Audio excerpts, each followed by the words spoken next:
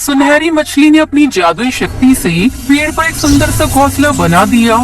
टुनटुनी सुंदर वन में अपना घोंसला बनाकर रहती थी। टुनटुनी बहुत सीधी थी। उसके सीधेपन का सभी पक्षी फायदा उठाया करते थे और पीठ पीछे उसे बेवकूफ, बुद्धू और नासमझ जैसे टाइटल दिया करते थे। एक दिन कालू कौआ उसके घर आया। टुनटुनी, तुम बहुत सीधी और दयालु चिड़िया हो, वरना तो जंगल में कोई पक्षी ऐसा नहीं है कि उससे मदद की कोई उम्मीद भी की जा सके। क्या बात है, तुम्हें क्या मदद चाहिए? दरअसल मेरे घर की हालत बहुत खराब है। मेरे घर की छत बरसात में टपकती ही रहती है। क्या मैं बरसात के मौसम में तुम्हारे घर पे रह सकता हूँ? हाँ हाँ, क्यों नहीं। तुम इस बरसात में मेरे घर रुक जाओ, फिर बरसात बीत जाने के बाद हम दोनों मिलकर तुम्हारे घर की मरम्मत कर लेंगे। ठीक है टुनटुनी, अभी जाकर अपना सामान ले आता हूँ। तब तक आप लोग कमेंट में बताएं 5 into 5 कितने होते हैं। कालू उसी दिन घर में शिफ्ट हो गया। कालू बहुत ही आलसी कौवा था। वो कोई काम नहीं करता था, वो बस खाता और सोता है। टुनटुनी ने सोचा, चलो कुछ दिनों के मेहमान से क्या काम करवाना। वो स्वयं उसके सारे काम कर दिया करती थी। एक दिन टुनटुनी नदी के किनारे दाना ढूंढने गई तो उसे किसी की पुकारने की आवाज सुनाई दी। कोई है? कृपया मेरी मदद करो। टुनटुनी ने सुना तो आवाज की दिशा में गई। उसने देखा कि छोटी से गड्डी में एक सुनहरी मछली फंसी हुई है। शायद नदी की नहर के साथ बहकर गड्डी में फंस गई होगी। टुनटुनी उसे सावधानी से उठाकर नदी के पानी में छोड़ दिया। वाह टुनटुनी, तुम तो बहुत अच्छी चिड़िया हो। मेरी जान बचाने के लिए शुक्रिया। अरे, तुम्हें मेरा नाम कैसे पता? तुम तो रोज यहाँ दाना चुगने आती हो और मैं रोज यहाँ ठंडी हवा खाने आती हूँ। मैं तो तुम्हें रोज देखती थी। तुम्हारे साथी पक्षियों के मुंह से तुम्हारा नाम भी सुना था, पर तुम मुझे नहीं जानती। मेरा नाम सुनहरी मछली है। ओह, तो ये बात है। सुनहरी मछली, तुम तो बहुत सुंदर और प्यारी हो। तुम्हारा रूप तुम्हारे नाम की तरह सुनहरा है। तुमने कुछ ज्यादा ही तारीफ कर दी। धन्यवाद। क्या तुम मेरी मित्र बनोगी? हाँ हाँ, वैसे भी मेरा कोई दोस्त नहीं है। सभी पक्षियों को लगता है कि मैं बुद्धू हूँ और मुझ में आजकल के जमाने के अनुसार चतुराई नहीं है, तो इसलिए वो सब मुझसे मतलब से बात करते हैं, वरना पीठ पीछे मुझे बुद्धू बोलकर मेरा मजाक बनाते हैं। तुम ये बात जानते हुए फिर भी तुम उनकी सहायता करती हो, पर क्यों? क्योंकि मेरी माँ कहती थी कि हर पक्षी अलग होता है और सब में कुछ न कुछ खास होता है। अब अगर मैं उन जैसी बन गई तो फिर मैं टुनटुनी नहीं बन पाऊंगी, इसलिए मैं अपने आप को किसी की कहने पर बदल नहीं सकती। वाह टुनटुनी वाह, मैं तुम्हारी फैन बन गई। ये हर जीव जंतु की अपनी विशेषताएं होती हैं और उन्हें अपनी योग्यता पर भरोसा होना चाहिए। कुछ दिन के बाद टुनटुनी को जब भी समय मिलता वो नदी किनारे सुनहरी मछली को आवाज लगाती और सुनहरी मछली वहाँ तुरंत आ जाती। बरसात के दिनों में टुनटुनी सुनहरी मछली से मिलने कम ही जा पाती थी। कुछ समय बाद बरसात का मौसम बीत गया तो एक दिन कालू के पास गई। कालू भाई, बारिश का मौसम समाप्त हो चुका है। चलो अब हम दोनों मिलकर तुम्हारा घोंसला फिर से बनाते हैं ताकि तुम उसमें रह सको। क्यों? मैं क्यों बनाऊं घोंसला? तुम अपने लिए घोंसला खुद बनाओ और आज से ये मेरा घर है और खाली कर दो इसे। तुम्हारा घर? ये क्या कह रहे हो? ये तो मेरा घर है। देखो टुनटुनी, अब ये मेरा घर है तो मैं तो यहाँ से कहीं नहीं जाने वाला और तुम यहाँ अब और नहीं रह सकती। तुम पर तरस खाकर मैंने बरसात में तुम्हें यहाँ रहने दिया, अब तुम्हें जाना होगा। कालू को वो धक्के मारकर टुनटुनी को घर से निकाल देता है। कई पक्षी शोर सुनकर अपने घरों से निकल आए। अरे कालू, क्या कर रहे हो? टुनटुनी को उसके ही घर से धक्के देकर क्यों निकाल रहे हो? क्या बताऊं तोताराम, इसने अपना घर मुझे बेच दिया है और कहा कि बरसात के बाद ये घर खाली कर दूंगी, पर अब जाने का नाम ही नहीं ले रही है। नहीं, ये झूठ बोल रहा है। बरसात से बचने के लिए ये मेरे घर आया था। जो झूठ क्यों बोल रही हो? मैंने अपना पुराना घर सुंदरी कौवी को बेचकर तुम्हें पैसे दिए थे।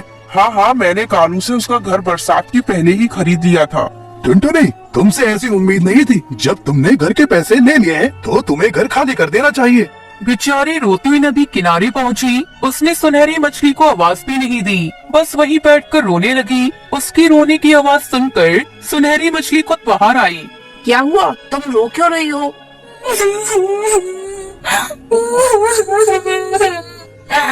क्या बताऊं बहन, मैंने कालू को बरसात के मौसम में अपने घर में शरण दी थी, पर अब वो उल्टा मेरे घर पर कब्जा करके बैठ गया है। हमेशा मेरे साथ ऐसा ही होता है। लोग मेरा फायदा उठाते हैं और मुझे ही बुरा बना देते हैं। कोई बात नहीं, ईश्वर के घर अंधेर नहीं। ऐसे पक्षी एक न एक दिन अपनी किए की सजा जरूर पाते हैं। तुम चिंता मत करो, मैं तुम्हारे लिए इसी नदी के तट पर बरगद के पेड़ पर एक सुंदर घोंसला बना देती हूँ। सुनहरी मछली ने अपनी जादुई शक्ति से पेड़ पर एक सुंदर सा घोंसला बना दिया। वाओ, ये तो बहुत ही सुंदर घर है। सुनहरी मछली, आपका धन्यवाद, आपने मेरी इतनी सहायता की। तुम यहाँ नदी किनारे खुशी खुशी रहो, कोई तकलीफ हो तो संकोच न करना। टुनटुनी खुशी खुशी वहाँ रहने लगी। अब वो दिन रात किसी भी समय अपनी दोस्त सुनहरी मछली से बात कर सकते थे। सुंदरवन जंगल में टुनटुनी चिड़िया अपनी बेटी लूसी के साथ रहती थी। उसके पति की मौत 2 साल पहले बस दुर्घटना में हो गई थी। टुनटुनी चिड़िया बहुत ही गरीब थी। अपने पति की मौत के बाद वो घर चलाने के लिए मजदूरी करने लगी। एक दिन टुनटुनी चिड़िया अपनी बेटी से कहती है, बेटा, देख रही हूँ तो कई दिनों से स्कूल नहीं जा रही है, क्या बात है? माँ, मेरी स्कूल की फीस तुमने जमा नहीं किया था, इसलिए टीचर ने मेरा नाम स्कूल से काट दिया। तूने मुझसे कहा क्यों नहीं लूसी? मैं आज ही जाकर सेठ से कुछ रुपए उधार मांग कर लाती हूँ। कल तेरे स्कूल चलकर तेरी सारी फीस जमा कर दूंगी। टुनटुनी पैसे मांगने के लिए सेठ के यहाँ जा रही थी। तभी रास्ते में उसे कालू मिलता है।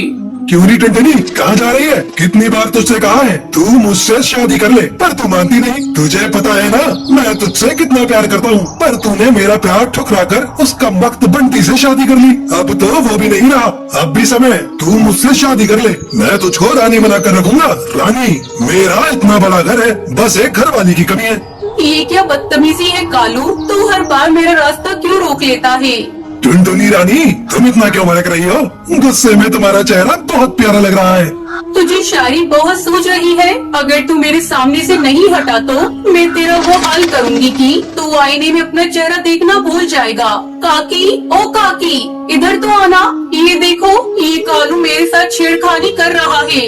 क्या रे छिछोरे, तू क्यों इस बेचारी को छेड़ रहा है? चल भाग यहाँ से, नहीं तो मैं मार मार कर तुझे गंजा कर दूंगी।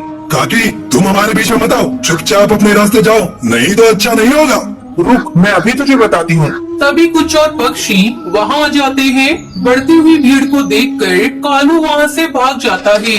इस घटना से टुनटुनी बहुत चिंतित हो जाती है। किसी तरह अपने आप को संभाल कर वो कड़कनाथ सेठ के पास जाती है और उनसे कुछ रुपए उधार मांग कर ले आती है। ये देख लूसी बेटा, मैं पैसे उधार लेकर आ गई। अब मैं कल चलकर तेरे स्कूल में तेरा दाखिला फिर से करवा दूंगी। मैं चाहती हूँ तो खूब पढ़े, मेरी तरह अनपढ़ ना रहे।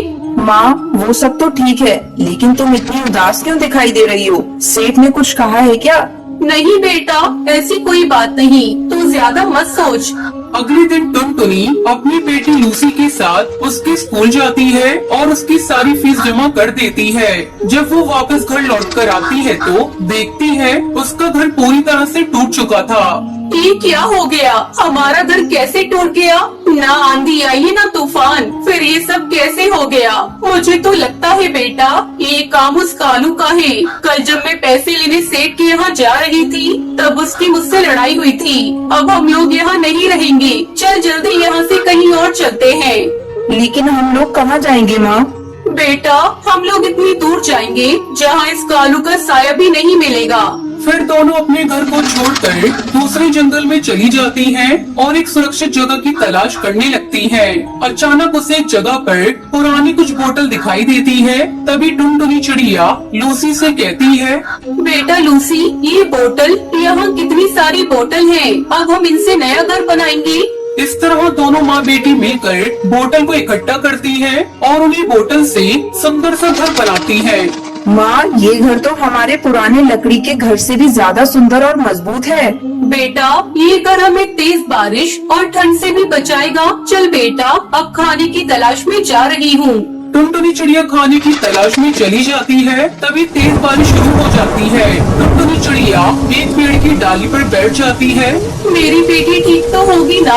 बारिश भी बहुत तेज हो रही है, मुझे जल्दी से अपने घर जाना होगा। वो बहुत डरी हुई होगी। इधर बारिश थमने का नाम नहीं ले रही थी। बारिश बहुत तेज थी। अपनी बेटी की फिक्र में वो उड़ चली। उसके पर भीग चुके थे, उसे उड़ने में भी दिक्कत हो रही थी। अरे वाह, वो देखो अपना शिकार हमारे पास खुद चल कर आ रहा है। तेज बारिश में इसे खाने में मजा आ जाएगा। टुनटुनी चिड़िया उस शिकार चील के पास आ जाती है। अरे वो चिड़िया, रुक जा, इतनी तेज बारिश में कहाँ जा रही हो? टुनटुनी चिड़िया एक निडर चिड़िया थी पर उसे थोड़ा डर भी लग रहा था। जी मैं घर जा रही थी। अब तुम अपने घर नहीं सीधे हमारे पेट में जाओगी। उसकी ये बात सुनकर टुनटुनी डर जाती है। उसे कुछ भी समझ नहीं आ रहा था। तभी उसको एक आइडिया आता है। अरे भाई आप मुझे कैसे खा सकते हो? मुझे खाने के लिए किसी ने पहले से रिजर्वेशन करा कर रखा है। क्या? कौन है वो दुष्ट जो हमारे शिकार का पहले से ही रिजर्वेशन कर रखा है? वो कोई और नहीं कालू कौवा है। उसकी इतनी हिम्मत जो मुझसे टकराएगा? तो चलो एक बार उससे लड़कर देख लो। अगर तुम जीत गई तो मुझे खा सकते हो। टुनटुनी चिड़िया निकल पड़ी कालू की तलाश में जिसने उसका घर तोड़ा था। टुनटुनी चिड़िया आगे आगे उड़ रही थी, पीछे पीछे शिकारी चील। तभी उसे एक पेड़ पर वो कालू कौवा दिखाई देता है। देखो वो रहा कालू कौवा। कितना सुनते ही शिकारी चील कालू कौवे पर टूट पड़ते हैं। टुनटुनी मौका देखकर वहाँ से भाग जाती है और अपने प्लास्टिक बोतल घर में खुशी खुशी रहने लगती है।